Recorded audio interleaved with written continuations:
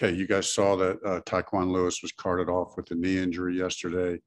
Unfortunately, he ruptured his patella tendon, and that requires season-ending surgery. Just to note, it is the same injury he had last year. It is the other leg.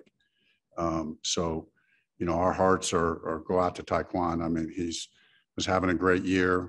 Obviously worked extremely hard to get back this year. And so we'll be with him and give him the support that he needs and know that he'll come back as strong as ever. We'll support him every step of the way. Looking back on the film, one of those games, you give the Commanders credit for winning the game, but it's one of those games you look at and you say, coulda, shoulda, woulda, won that game by a couple touchdowns, self-inflicted wounds, a lot to clean up, but a lot of good things on tape as well in all three phases. So build on the positive, be very critical on the negative, and find ways to continue and improve in all three phases. I'll open it up from there. Nate Atkins. Hey, Frank, the trade deadline is tomorrow. And when we talked to Matt Ryan last week, he said he hadn't really thought that through yet. But is that a conversation that you would have with him if he's interested in still playing somewhere? And is that something that you could see the franchise exploring? I've not had that conversation with him, really. I've just been focused on kind of the upcoming opponent now, the Patriots. Obviously, Chris is kind of leading the charge on that. And I'm sure if there's any discussions like that to be had between Chris and I, we'll have them at the appropriate time. Chap. Yeah, Frank, when injuries are part of the game, obviously, did your discussions with Taquan, how do you sort of keep his mental outlook upbeat in this type of a situation? Yeah, it's hard. I reached out to him last night. I mean, but he's the type of player, like he's an example to all of us, right? I mean, I would want anybody who's going through a hard time or, just follow Taquan around for a couple weeks and you'll see why he is the person he is. He's got an incredibly positive attitude. He's a hard worker. It's very unfortunate, but even last night, he was positive in the midst of, obviously a very unfortunate incident. Also, just a quick, then a follow-up on something else. With the turnovers, we talked to Paris and he said it's like, every week it's like, this is what we've got to work on. At what point after 8 weeks, I mean, sometimes you are who you are. How do you look at these turnovers and say, what the heck's going on? Because this isn't what this team has been at all. No, it's not been. I mean, we've taken a lot of pride in being good in the turnover ratio, not turning it over and getting turnovers. It's just one by one. It's each person, each coach, each player, looking at, hey, what can I add to the equation that we can do a better job in this area?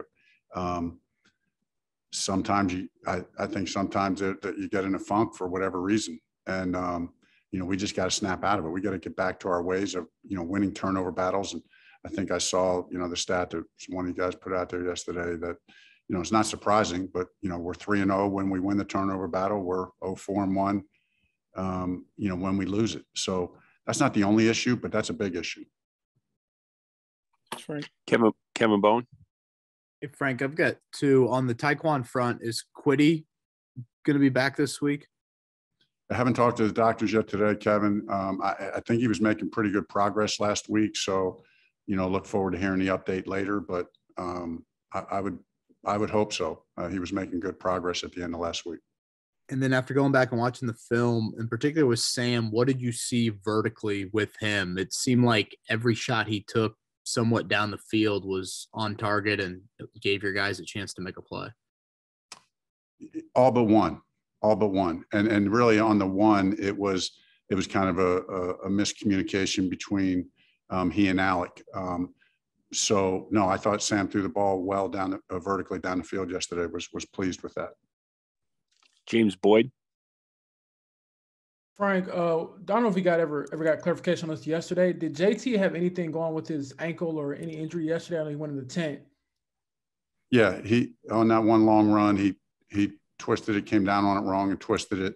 Was able to finish, was able to take a break there and kind of get it retaped and got back in there. Well, we'll continue to reevaluate that, see how it responded today.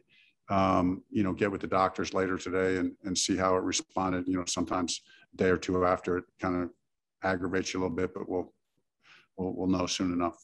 And then one quick follow-up. I know he had a few runs yesterday. It looked like JT type of runs, and throughout sort of, I guess, a slow start to his season. How do you help him as an offense, as a team, be JT? No doubt. And I think we did have some positive injection to the run game by JT. The run that Paris had, Naheem had, couple nice things. So,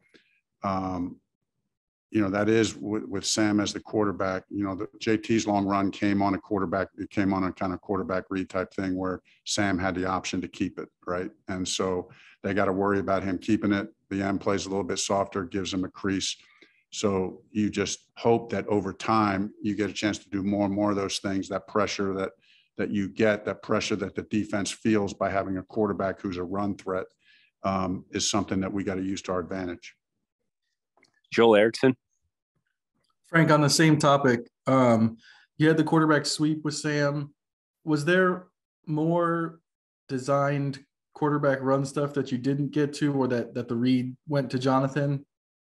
Yeah. So we had two quarterback sweeps. The one came up wrong.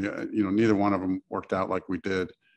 Yes, there were a couple others, not to go into detail on them, but there were probably 2 or 3 others that, we actually thought were going to end up being keeps, but the way they played it, it ended up being given. They ended up being productive runs, like the one to JT.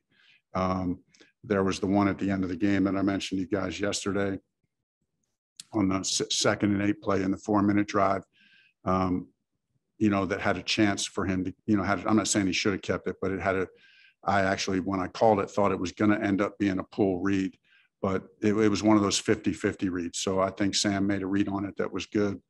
We might have had a chance if he pulled it, but I think it was certainly not the wrong read. That's one of those things when you run those quarterback reads, and we always tell the quarterbacks, I always tell Sam, hey, there is no, most of the time we say if it's gray, give it, because you're giving it to JT or one of our running backs. That's who we want running the ball. And then every now and then you got the latitude to go ahead and pull it, even if it's a little bit gray. So we always just trust the quarterback there. There's no wrong read, as he has to play what he sees, and Sam has a good instinct for that.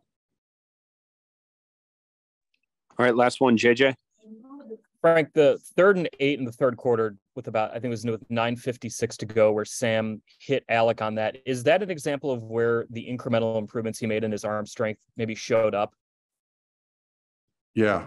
And as someone alluded to earlier, and on all the vertical stuff, then the throw down the field at the end to Pitt, you could just see the pace on the ball, not just the depth of the ball, but sometimes the pace on the ball you can see looks good. So I thought he threw it very well yesterday.